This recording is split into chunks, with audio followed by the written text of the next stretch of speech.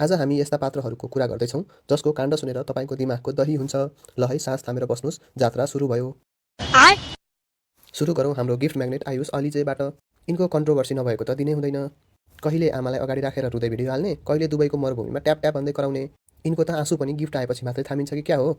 कन्टेन्टको नाममा लाइभ बस्ने अनि सेयर गरौँ है, युनिभर्स चाहियो भन्दै चिच्याउने। आयुषको लागि ड्रामा भनेकै डलर हो, अरू त सबै वाहियात।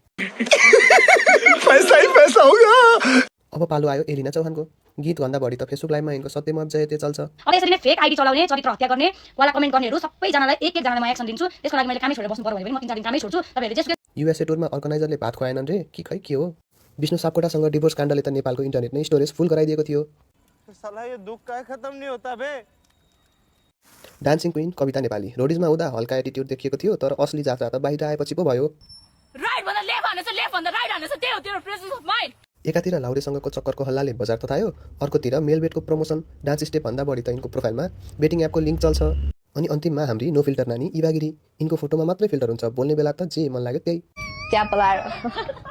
बोल्ड आउटफिटहरू लगाएर इन्टरनेट तताउँछिन्। यिनलाई कसैको डरै छैन। कन्टेन्ट होस् नहोस् ठ्याप्प लाएर भनेपछि कुरा सकियो।